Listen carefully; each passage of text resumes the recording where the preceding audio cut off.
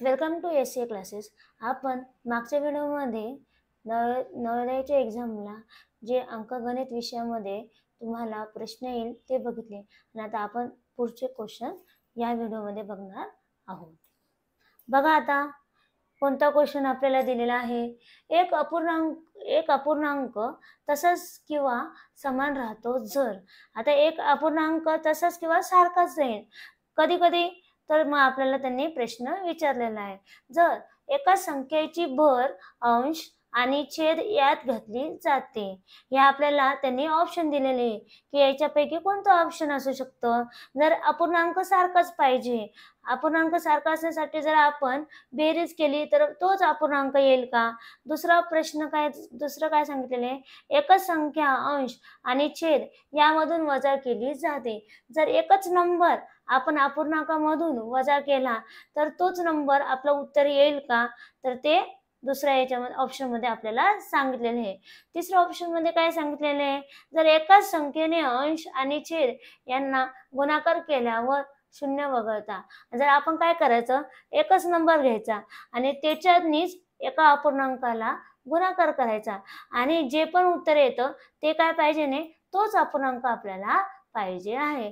आणि चौथं काय आहे, त्याला त्याचा व्युत्क्रम गुणकारालास. व्युत्क्रम म्हणजे काय, रेसिप्रोकल. जर आपला जो अपूर्णांक असेल त्याला आपण रेसिप्रोकल केलं तर आपलं उत्तर काय येणार आणि तोच आपला अपूर्णांक येतो का नाही ते आपल्याला बघायचं आहे. मग आपण कसं उत्तर शोधू बघा. चला प्रश्न समजून घ्यायचा पहिले.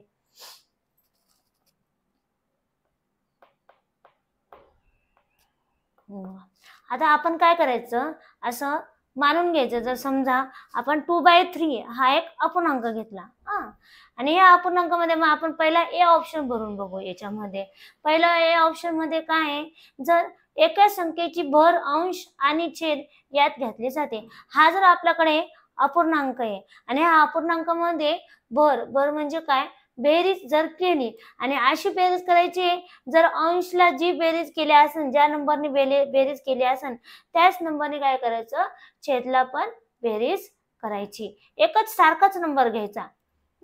आता बघितलं आपण. आता बघू आपण. हा आपण आपल्या मनाने घेतलेला आहे, कोणता पण अपूर्णांक आपण घेऊ शकतो. या अपूर्णांकाला काय करायचं, सारख्याच नंबरनी भर म्हणजे बेरीज करायची. आता बघा, या अपूर्णांकाला जर मी प्लस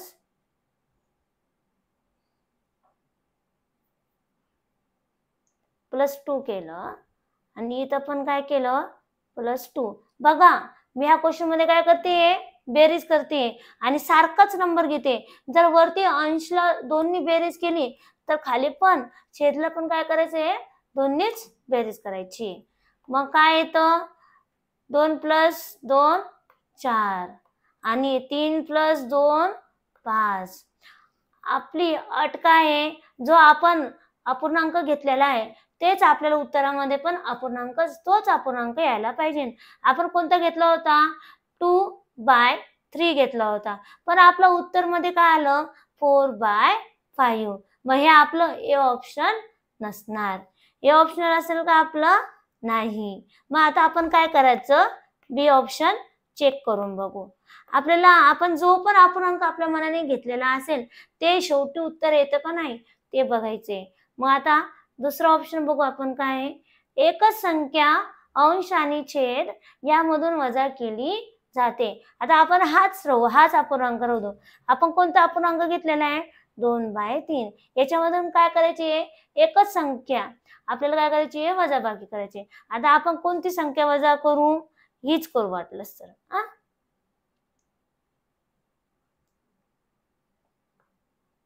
-2 आणि खाली पण अंशला जर -2 केलं तर खाली पण काय करायचं, -2च करायचं.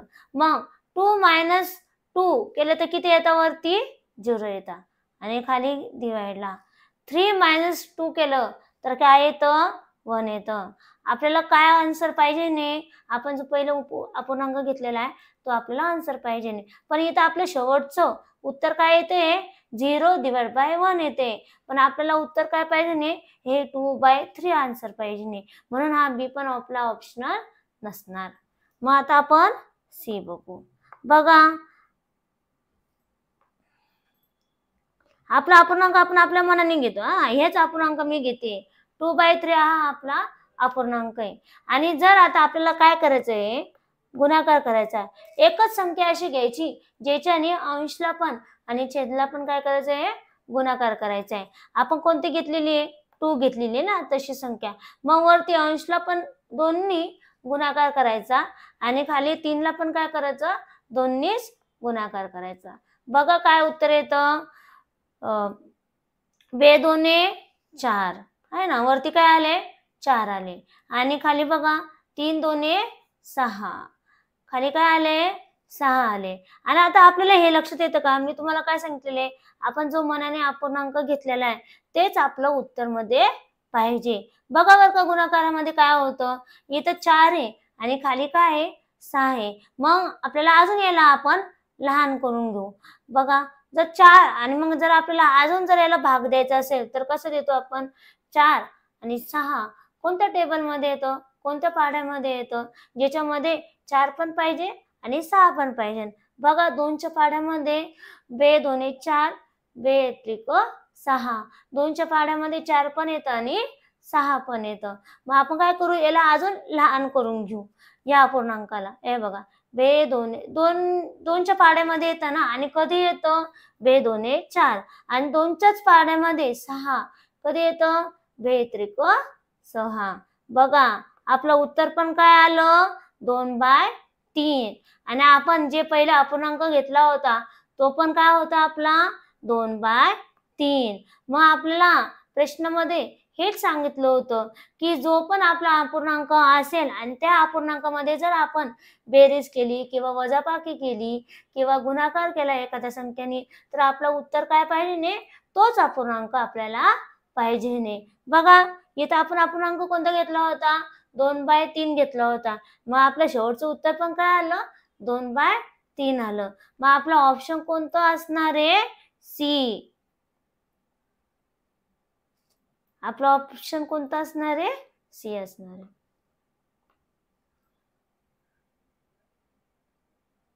आता आपण पुढचा क्वेश्चन बघू.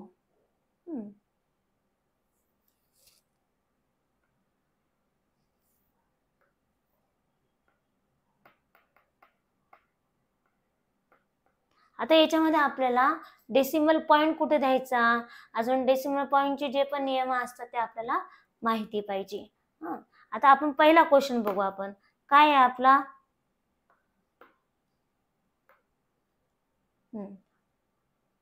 4392 भागिले 3.66 बरोबर 1200.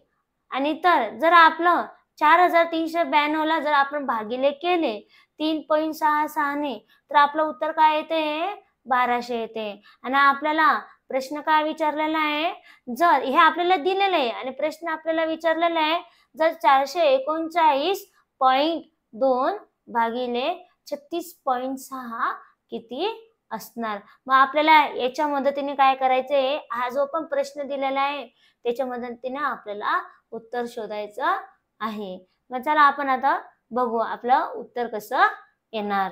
मग पहिलं तर काय करायचं, आपल्या जे पण दिलेलं असतं ना प्रश्नामध्ये ते तसं खाली लिहून घ्यायचं. बघा 4392 आणि भागिले म्हणजे काय, आपण असं खाली एक लाईन देऊन खाली भागिले लिहू शकतो. 3.66 इज इक्वल टू 1200. हे तर आपल्याला क्वेश्चन मध्ये दिलेले आहे. मग आता आपण काय करायचंय ते बघा. हे बघा आता खालचा 3.66 ला काय आहे, पॉइंट आहे आणि पॉइंटच्या नंतर किती संख्या आहे, 2 संख्या आहे हो ना. मग काय करायचं, आणि आपल्याला हा आता पॉइंट काढून टाकायची. पहिली स्टेप काय आहे की आपल्याला काय करायचंय, पॉइंट हा काढून टाकायचंय. मग काय करावं लागन, 4392. या वरच्या संख्येला तर काही पॉइंट नव्हता, खालच्या संख्येलाच पॉइंट आहे, तो कसं काढणार बघा. इथं फक्त 366 इतकाच लिहायचं आणि मग आपल्याला इथं पॉइंट दिलेला नाहीये, मग आपल्याला दुसरं काहीतरी तर द्यावं लागेल ना. मग पॉइंटच्या नंतर बघा किती अंक आहे पॉईंटच्या नंतर? हा एक अंक आहे आणि हा एक अंक आहे. अंक म्हणते मी, जो नंबर आहे तो बघू नका. अंक काय आहे? 2 अंक आहे. पॉईंटच्या नंतर 2 अंक आहे. म्हणून काय करायचं, आपण इकडचा खालचा 3.66 चा हा पॉईंट काढून टाकला. म्हणून पॉईंटच्या नंतर 2 अंक असल्यामुळे वरती गुणाकार काय करायचा, 1 ला 2 0 द्यायची. आणि वरती काय करायचं, मग गुणाकार कितीने करायचा? 100 ने गुणाकार करायचा. आणि आपण 100 नेच का बरं गुणाकार केला? कारण की हा इथं पॉईंटच्या नंतर किती आहे? 2 अंक आहे. आणि मग जर आपण असं केलं तर हा 3चा जो पॉईंट होता तो निघून जातो. आणि मग तसंच बरोबर 1200. ही स्टेप कळाली का तुम्हाला? 4392 भागिले 3 3 6 6 366. आपल्याला हा पॉईंट नकोय म्हणून आपण काय केलं, पॉईंटच्या नंतर किती अंक आहे? हा एक अंक आणि हा एक अंक. पॉईंटच्या नंतर किती अंक आहे?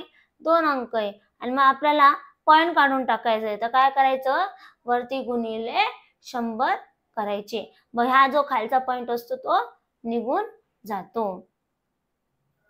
मग आता तिसरी स्टेप कोणती येणार बघा. हे तसंच लिहायचं, 4392 डिवाइड बाय 366. आणि मग नंतर काय करायचं, इज इक्वल टू 1200. आणि आता इथं बघा, हे 100 इथं, हे 100 इथं काय आहे? गुणाकाराला आहे. हो ना, हे 100 इथं काय आहे? गुणाकाराला आहे. आणि मग जेव्हा याचं बरोबरचं चिन्ह असतं तर ते तिकडे गेल्यावर काय होईल? भागाकार होणार. ह्या बरोबरच्या चिन्हाच्या नंतर हे 100 असते ते काय होतात? भागाकार होतात. ही स्टेप कळाली का? जर गुणाकाराच्या इकडे जायला जर ते गुणाकार असेल तर जेव्हा भागाकार करतो तेव्हा आपण बरोबरच्या चिन्हाच्या इकडे गेल्यावर काय होईल? ते भागिले होणार. मग आता बघा, सॉल्व करू आपण है ना. 4392 366 इज इक्वल टू, हे बघा इथं पण 2 0 आहे, खाली पण 2 0 आहे आणि वरती पण 2 0 आहे. ते काय दोष असतात? पहिले एक एक 0 कट करू आपण. हा इकडचा उजव्या साईडचा हा एक 0 कट झाला, हा एक 0 कट झाला. सारखे 0 कट होतात. आणि मग नंतर हा एक 0 कट झाला आणि मग वरचा पण काय करायचा? एक 0 कट करायचा. मग इथे किती झाले? 12. मग आपलं इथपर्यंत काय आन्सर आलं? 4392 डिवाइड बाय 366. काय आलं आपलं? 12 आलं. पण आपल्याला क्वेश्चन मध्ये तर दुसरे दिलेले आहे. आपल्याला काय शोधायचंय क्वेश्चन मध्ये?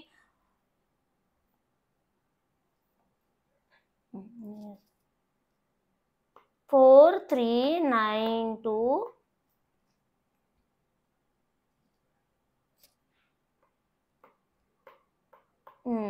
हे बघा, आता याच्यामध्ये पण हा आपल्याला प्रश्न दिलेला आहे आणि याचं आपल्याला उत्तर शोधायचं आहे. मग बघा याच्यामध्ये पण पॉइंट आहे आणि आता आपण पॉइंट कसे काढणार? हो ना, मग पहिले तर पॉइंट काढून घ्यायचे आणि तसंच तो क्वेश्चन लिहून घ्यायचा. आणि मग आता हे जो वरती पॉइंट होतं ना, पॉइंटच्या नंतर किती अंक होतं? फक्त एकच अंक होतं. मग आपण काय करायचं, ह्या इथं पॉइंटच्या नंतर एकच अंक होतं म्हणून एकला काय देणार? फक्त एकच 0 देणार. आणि मग नंतर काय करायचं? खाली बघायचं. या पॉइंटच्या नंतर 36.6 च्या नंतर पॉइंटच्या नंतर पण किती अंक आहे? एकच अंक आहे. मग ह्या इथं वरती काय देणार? फक्त एकला एकच 0 देणार. मग इथं किती झाले? 10 आणि खाली पण किती झाले? 10. आणि मग बघा हे वरती 10 आणि खालचे पण 10 काय होणार? कट होणार. मग काय उरलं आपल्याकडे? जेव्हा आपण हे सोडवलं तर 4392 366 आणि आपल्याला माहिती आहे 4392 डिवाइड बाय 366 याचं उत्तर काय काढलं होतं आपण? 12. मग आपलं आन्सर काय आलं याचं? याचं पण काय आन्सर आलं आपलं? 439.2 36.6 आन्सर काय आलं? 12. 12. याचा आन्सर काय आहे? 12. अजून एकदा सांगू तुम्हाला. हे बघा, 4392 भागिले 3.66 बरोबर 1200. हे आपल्याला प्रश्नामध्ये दिलेले आहे. मग आपण काय केलं ते सोडवून घेतलेले आहे. पुढची स्टेप काय आहे? 4392 भागिले 366 आणि आपल्याला हा पॉइंट आपण हटवलेला आहे. आणि पॉइंट कसं काढतो आपण? पॉइंटच्या नंतर किती अंक आहे ना ते मोजतो. आणि आता इथं खाली जर हा पॉइंट असेल तर वरती 100 द्यायचे आहे ना. पॉइंटच्या नंतर किती आहे? 2 अंक आहे, म्हणून वरती काय असणार आहे? 1 ला 2 शून्य द्यायचे, म्हणजे किती होणार? 100 होणार. आणि जर वरती पॉइंट असेल तर खाली डिवाइडला जाणार, आणि जर खाली पॉइंट असेल तर वरती 100 जाणार. Is equal to 1200.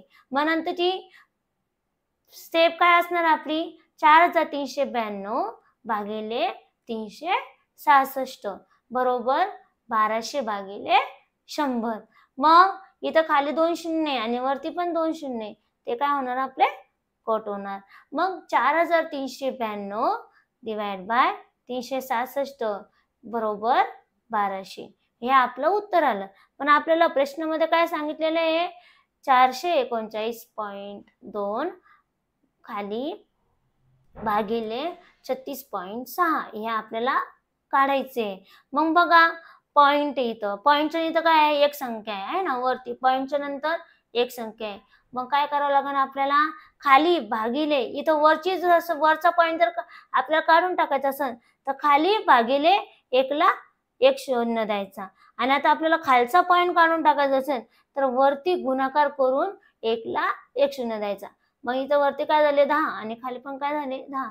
मग 10 वजा 10 आहे ना, 10 एक 10, म्हणून हे कट झाले.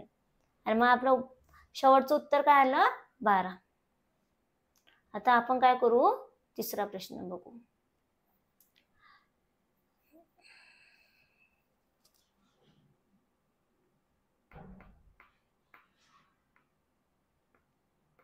पहिला प्रश्न समजून घ्या तुम्ही. हा तिसरा प्रश्न काय दिलेला आहे याच्यामध्ये तुमचं चुकू शकतं. प्रश्न पहिला वाचून घ्यायचा नीट, काय दिलेले आहे क्वेश्चन मध्ये. एका चौरसाची परिमिती अशा आयताच्या परिमिती इतकी आहे ज्यांची लांबी 17 मीटर आणि रुंदी 11 मीटर आहे. तर त्या चौरसाचे क्षेत्रफळ वर्ग मीटर मध्ये आहे. आपल्याला प्रश्नामध्ये काय विचारलेले आहे? चौरसाचे क्षेत्रफळ. पहिले तर आपण इथं लिहून घेऊ आपल्याला प्रश्नामध्ये काय विचारलेले. चौरसाचे क्षेत्रफळ काढायला आपल्याला सांगितलेले आहे. मग बघा, आता आपण एक एक स्टेप पुढे करू आणि ते आपल्याला प्रश्नामध्ये काय दिलेले आहे ते आपण पहिले बघू. आपल्याला इथं काय सांगितलेले आहे? चौरसाची परिमिती. चौरसाची परिमिती, जी पण चौरसाची परिमिती असेल, जी पण चौरसाची परिमितीचं उत्तर असेल तेच काय आहे? सारखंच आहे. आयताची परिमिती म्हणजे आयताची परिमिती आणि चौरसाची परिमिती कशी आहे? सारखी आहे. मग आपल्याला प्रश्नामध्ये काय दिलेले आहे? ज्याची लांबी 17 मीटर आणि रुंदी 11 मीटर आहे. मग आपण पहिले काय काढून घेऊ? आयताची परिमिती काढू. आयताची परिमिती.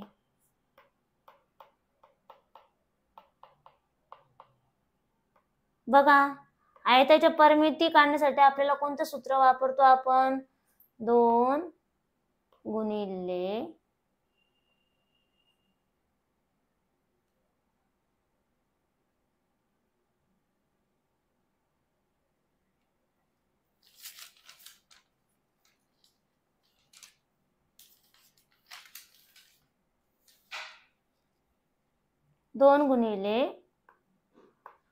लांबी प्लस रुंदी.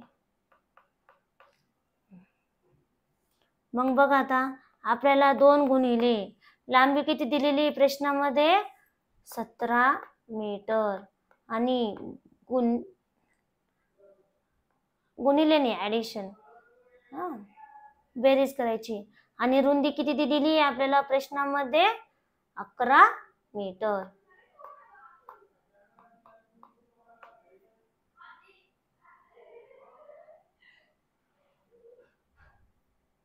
प्लस चुकून झालं गुणिले. मग नंतर 2 गुणिले ह्या दोघांची लांबी प्लस रुंदी करायची. मग लांबी किती आपली? 17 मीटर आहे आणि प्लस 11 मीटर. मग ह्या दोघांची बेरीज किती होणार आहे?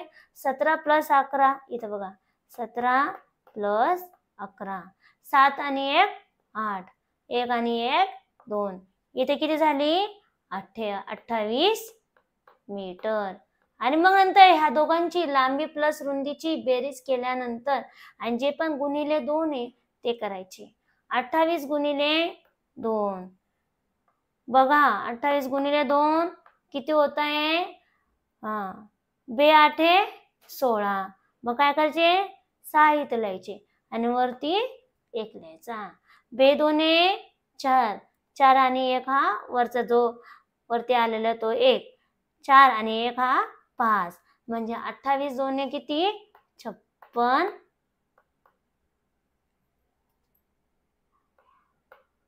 मीटर. मग आपली आयताची परिमिती किती आली?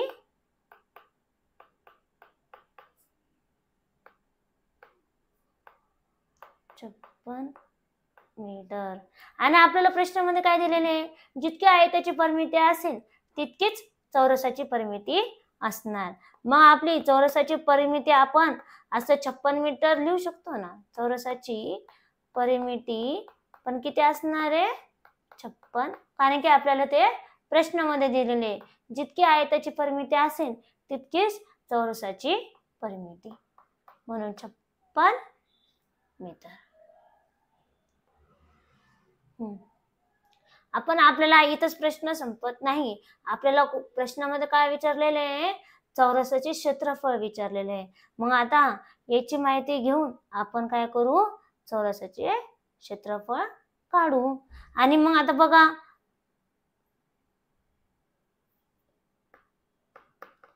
चौरसाची परिमितीचं सूत्र काय आहे? चौरसाची परिमिती बरोबर 4 गुणिले बाजू. हे आपलं सूत्र आहे ना चौरसाची परिमिती. मग आपण काय करू? पहिले बाजू काढून घेऊ आणि आपल्याला बाजू निघालं तर काय निघणार? चौरसाचे क्षेत्रफळ आपण काढू शकतो. मग बघा, आपल्याला आपण काय काढलं आता? चौरसाची परिमिती काढली. चौरसाची परिमिती किती आहे? 56 मीटर बरोबर 4 गुणिले बाजू. आता इथं बघा, बाजू आपण असंच लिहून घेऊ वाटलंच तर. आणि हे 4 आहे, हे 4 गुणिलेलं आहे, हो ना. आणि जेव्हा ते इकडच्या बरोबरच्या साईडच्या जाईल तर ते काय होणार? भागिले होणार. 56 मीटर भागिले 4. मग आपल्याला काय निघणार? बाजू. बघा आता भागाकार कसा करायचा आपण ते पाहू.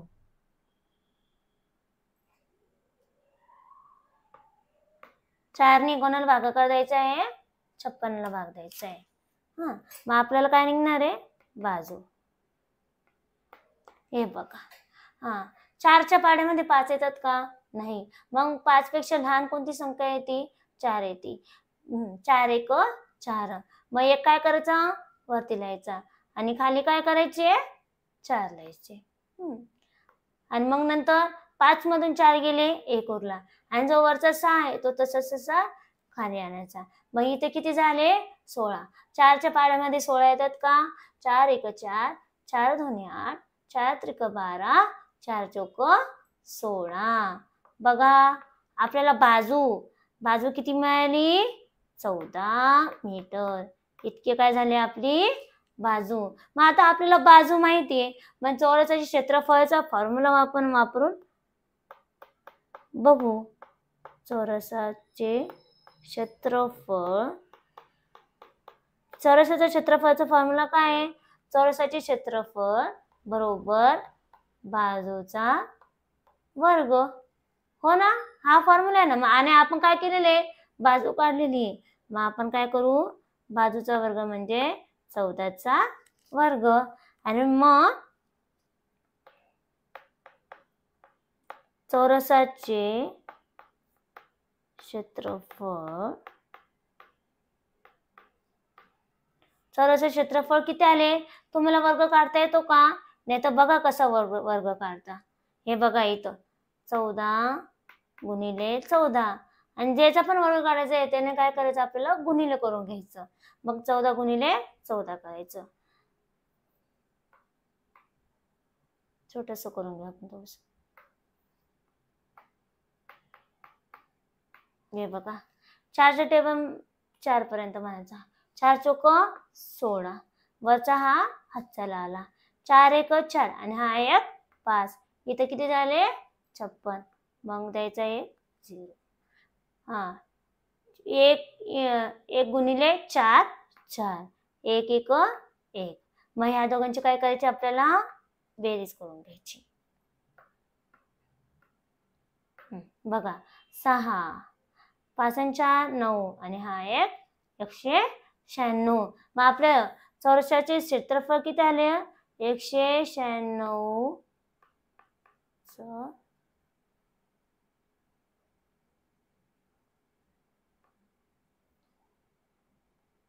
आहे का, आपलं 196 उत्तर आहे त्याच्यामध्ये.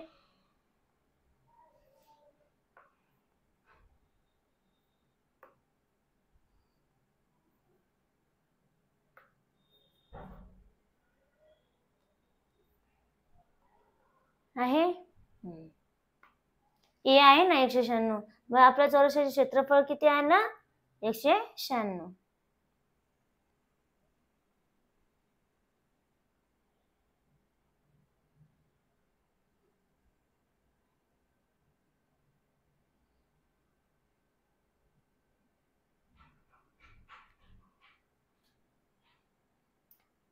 पहिले तर आपल्याला या क्वेश्चन मध्ये कळालं का काय काढायचंय, आपल्याला आयताची परिमिती काढून घेतली आपण. पहिले आपल्याला प्रश्नामध्ये चौरसाची परिमिती बरोबर आयताची परिमिती दिलेली होती. म्हणजे आयताची परिमिती जितकी असेल तितकीच काय असेल, चौरसाची परिमिती असेल. मग आपल्याला आपण काय केलं, आयताची परिमितीचं सूत्र वापरलं. आणि आयताची परिमितीचं सूत्र काय आहे, 2 गुणिले लांबी प्लस रुंदी. 2 गुणिले लांबी काय आहे ती, मग लांबी काय दिलेली आहे प्रश्नामध्ये, 17 मीटर प्लस 11 मीटर रुंदी दिलेली आहे. मग 2 गुणिले आपण काय केलं आहे, 17 प्लस 11 केलेले आहे. 17 प्लस 11 किती होतात, 28 मीटर. आणि मग त्याच्यानंतर 2 गुणिले 28 केले तर किती होता, 56 मीटर होता. मग आयताची परिमिती आपल्याला किती मिळाली, 56 मीटर मिळाली. मग तितकीच जितकी आयताची परिमिती असेल तितकीच काय चौरसाची परिमिती आहे. म्हणून चौरसाची परिमिती पण किती असणार, 56 मीटर असणार. चौरसाची परिमिती, मग चौरसाची परिमिती आपल्याला जी मिळाली त्याची माहिती घेऊन आपण काय केलेलं आहे, बाजू काढलेली आहे. मग काय फॉर्म्युला आहे, काय सूत्र आहे, चौरसाची परिमिती बरोबर 4 गुणिले बाजू. मग आपल्या चौरसाची परिमिती किती होती, 56 मीटर होती, बरोबर 4 गुणिले बाजू. मग 56 मीटर, हे 4 इकडे गेल्यावर काय होणार, भागिले होणार, बरोबर बाजू. मग 4ने 56 ला भाग दिला तर काय येते, बाजू काय येते, 14 मीटर येते. पण आपल्या इतकं बाजू होणार आहे का, नाही. मग नंतर काय पाहिजे, आपल्याला चौरसाचे क्षेत्रफळ पाहिजे नाही. आणि चौरसाचे क्षेत्रफळाचं सूत्र काय आहे, बाजूचा वर्ग. मग बाजू किती आहे, 14, आणि 14चा वर्ग किती येतो, 196. मग आपलं उत्तर काय असणार आहे, ए 196. आता शेवटचा बघा, ह्या व्हिडिओ मधला शेवटचा प्रश्न बघा.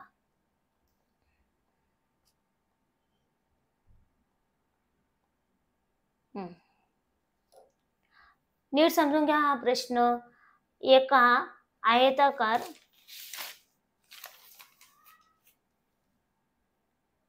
एका आयताकार प्लॉटचे क्षेत्रफळ 616 वर्ग मीटर इतके आहे.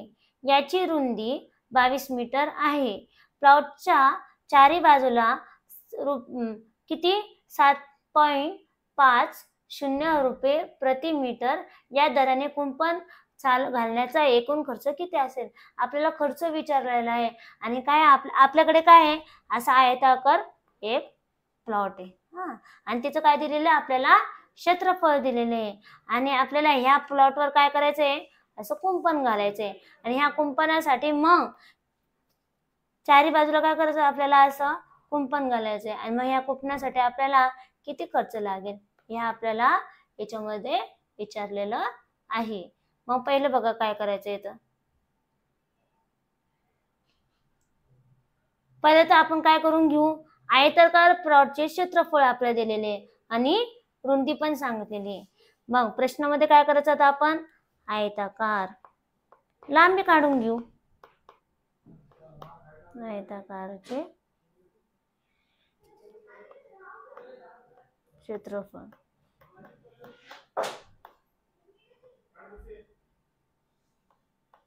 आयताकार क्षेत्रफळ काढण्यासाठी बरोबर आपला फॉर्म्युला काय आहे, सूत्र काय आहे, लांबी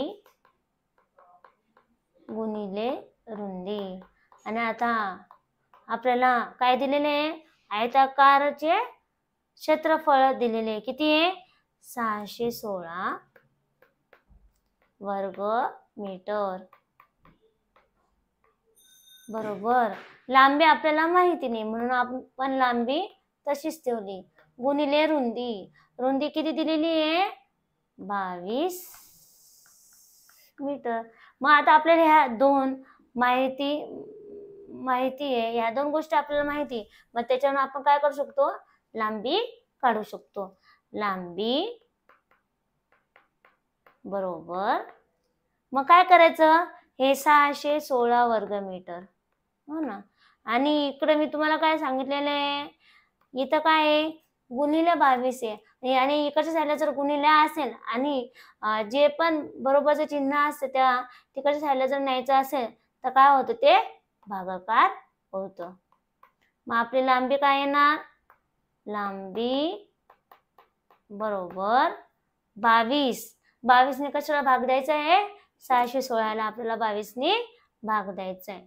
तर बघा आता 616 ला आपल्याला भाग द्यावा लागेल. मग आता 22च्या पाड्यामध्ये 61 येतात का ते बघू आपण. 22 1 22 22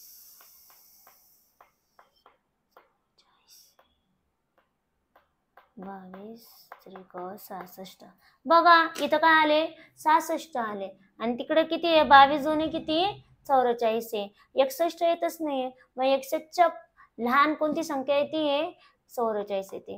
मग इथं काय करणार आपण, 44 आणि वरती कधी येते तर 22 दोन्ही 44. मग याच्याने काय करायचं, आपल्याला आता वजाबाकी करून घ्यायची. एक मधून 4 जातं का, नाही. मग आपण काय केलं, 6 मधून 1 घेतला. 6 मधून 1 घेतलं, तिथे किती उरतात, 5 आणि इथे किती झाले, 11. मग 11तून 4 गेले तर किती उरतात, 4 5 6 7 8 9 10 11. किती उरले, 11तून 4 गेले तर किती उरतात, 7 हो ना. आणि 5तून 4 गेले तर किती उरतात, 1 आणि इथं किती आहे, 6. म्हणजे आपलं खालचं किती आहे, 176 आहे. आणि आता आपण बघू 22च्या पाढ्यामध्ये 176 येतं का, नाही.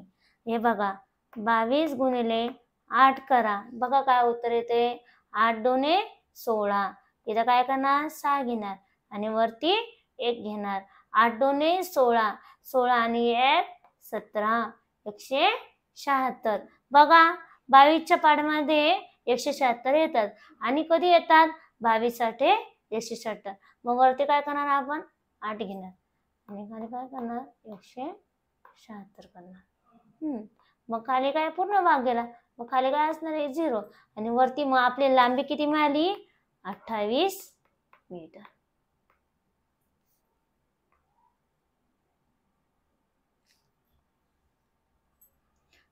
प्लॉटच्या चारी बाजूला 7.50 प्रति मीटर या दराने कुंपण घालण्याचा आपल्याला आता खर्च विचारलेला आहे.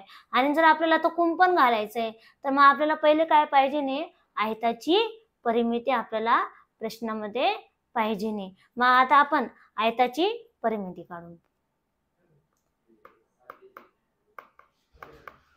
आयताची परिमितीचा सूत्र काय आहे हे बघा. 2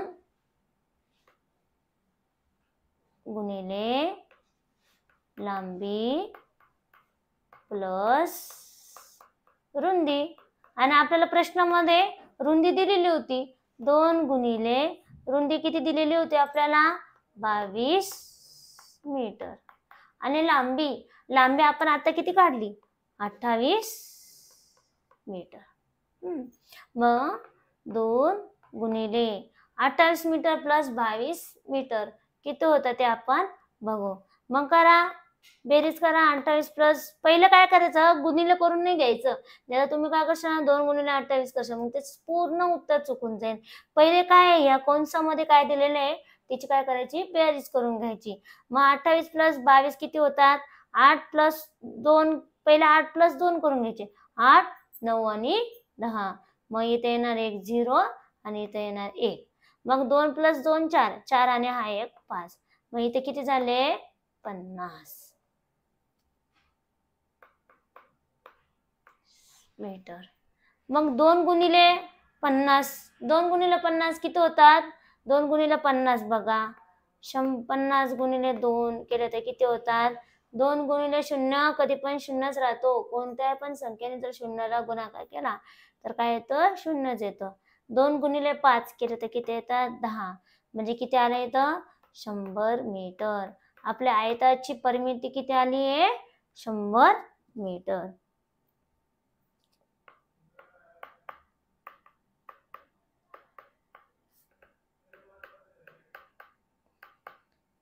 आपले पूर्ण आयताची परिमिती किती आहे 100 मीटर. आणि हे बघा आपल्याला कुंपण घालायचे आणि कुंपण घालण्यासाठी इकडे लक्ष द्या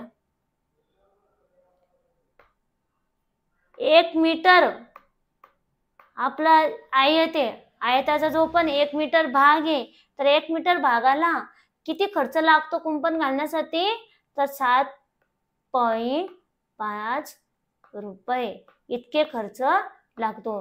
पण आपल्याकडे जो प्लॉट आहे तो काय आयताकार प्लॉट आहे आणि त्या आयताकार प्लॉट किती मीटर आहे 100 मीटर आहे. जर 1 मीटर आपल्याला कुंपण घालण्यासाठी 1 मीटरला किती खर्च लागतो 7.5 रुपये खर्च लागतो. तर मग आपल्याकडे पूर्ण तो प्लॉट आहे तो प्लॉटची परिमिती किती आहे 100 मीटर आहे. मग 100 मीटरला किती खर्च लागेल 1 मीटर आपल्याला प्रश्नामध्ये सांगितलेले आहे. वरती प्रश्न बघा प्लॉटच्या चारी बाजूला 7.50 प्रति मीटर या दराने कुंपण घालायचे आहे. मग त्याच्यासाठी आपल्याला खर्च किती येणार आहे. आणि प्रति मीटर प्रति म्हणजे काय 1 प्रति म्हणजे 1 मीटरला 1 मीटर कुंपण घालण्यासाठी आपल्याला किती खर्च लागतो 7.50 आणि आपला पूर्ण प्लॉटची परिमिती किती आहे 100 मीटर आहे. मग आपल्याला खर्च किती लागणार बघा 100 मीटरला किती खर्च लागणार. मग काय करायचं जे पण आपल्याला 1 मीटर साठी खर्च दिलेला असतो ना तो आपल्याला जितकी आयताची परिमिती असेल तर ती काढून घ्यायची आणि त्याला काय करायचं गुणिले करायचं. आपल्याला किती आहे आयताची परिमिती 100 मीटर आहे आणि मग त्याला गुणिले काय करायचं जे पण 1 मीटर साठी खर्च लागतो ना तो त्याला गुणिले करायचा 7.5 रुपये. मग आपलं शेवटचं उत्तर बघा काय आलं 750 रुपये. मग आपलं पूर्ण प्लॉटला कुंपण घालायचं असेल तर किती पैसे लागले आपल्याला 750 रुपये.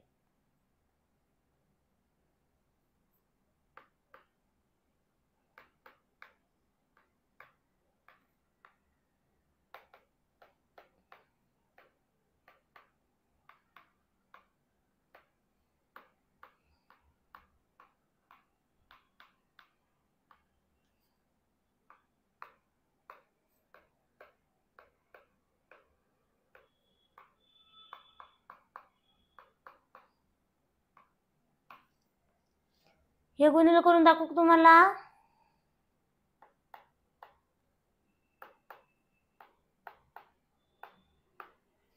इकडं बघा, हे खालचं 0 आहे ना इकडचं, तर शून्याने काय करायचं, पहिले जी पण वरची संख्या आहे त्याला गुणाकार करायचा. 0 गुणिले 0 0, इकडचं 0 गुणिले 0 0, इकडचं 0 गुणिले 1 0, मग नंतर काय द्यायचे, असं बेरीचं चिन्ह द्यायचं. आणि मग त्याच्यानंतरची स्टेप कोणती आहे, या 5नी जी पण वरची संख्या आहे त्याला काय करायचा, गुणाकार करायचा. आणि 5 गुणिले 0 0, 5 गुणिले 0 0, 5 गुणिले 1 5. आणि मग त्याच्यानंतर आता उरलं काय, 7 उरले. हे 7 आहे बरं का. मग नंतर तिसऱ्या वेळेस काय करायचे, असे 2 0 2 टाकायचे. मग 7 गुणिले 0 0, 7 गुणिले 0 0, 7 1 7.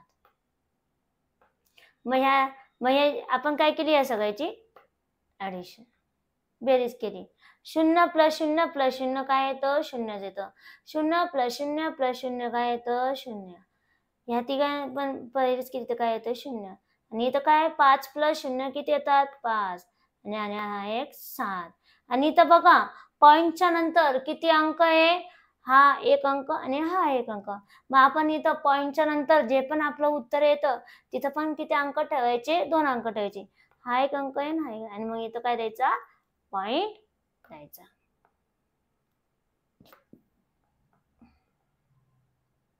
पॉईंटच्या नंतर इथं पण किती अंक आहे, 2 अंक आहे. आणि इथं पण पॉईंटच्या नंतर किती अंक आहे, 2 अंक आहे.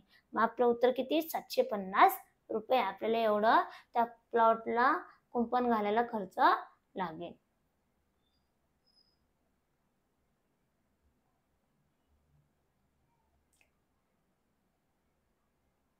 काही नसतं समजलं तर विचारा याच्यातलं.